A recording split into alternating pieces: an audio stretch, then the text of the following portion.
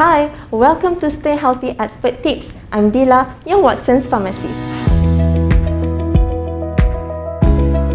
Heart beats about 2.5 billion times over the average lifetime, pushing blood to every part of the body. Given the heart's never-ending workload, it's a wonder it performs so well for so long for so many people. In conjunction with World Heart Month, Watsons would like to share tips on taking care of your heart. In today's episode, I'm with Ms.Foong, Senior Principal Dietitian from IJN, and we would like to ask a few questions about Malaysian heart health. So, Ms.Foong, what is the current heart disease statistic or trend in Malaysia? According to the National Health and Mobility Survey 2019, cardiovascular disease or CVD is the major disease in Malaysia. The CVD risk factors in Malaysia includes diabetes, where 1 in 5 Malaysian adults have diabetes, 3 in 10 adults have hypertension, and 4 in 10 adults have hyperlipidemia or high blood cholesterol. 1 in 2 adults are either overweight or obese, and this is based on the body mass index of more than 25 for overweight and more than 30 for obesity. So, Ms.Foong, what is the suggested diet to promote a good heart health? Firstly, we need to curb overweight and obesity because this leads to other CVD risk factors. So, in order to do that, we need to control our calorie intake. We can follow the healthy plate model as shown here.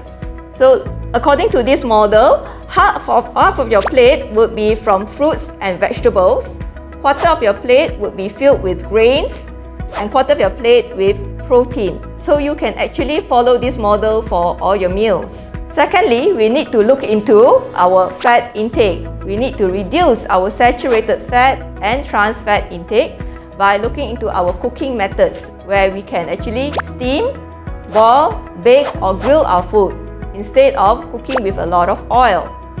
When eating out, choose these methods as well. Thirdly, we can actually look into increasing fiber intake, which is including more fruits, vegetables and whole grains. The study have shown that 95% of Malaysians do not consume adequate fruits and vegetables daily. So make sure all your meals contains vegetables and have at least 2 servings of fruits a day. And choose whole grains as much as possible. Next, we can also look into reducing our sodium intake, where we limit our intake of salt to less than 1 teaspoon per day. We also can look into how to flavor our food with minimal salt or sauces by using natural spices, ginger, onion, garlic. So when eating out, we can reduce our soups and also added gravy to reduce sodium intake. We can also look into reducing sugar in our food, because excessive sugar intake will lead to overweight and obesity. Look into replacing your sugar in your drinks to limit sugar-sweetened beverages and also in your cooking. Also, lastly, we can look into including functional foods that help to lower blood cholesterol, such as beta-glucan, plant sterol, soy protein, and omega-3 fatty acids. Thank you, Ms.Foong, for the answer. It is really an insightful tips that you shared.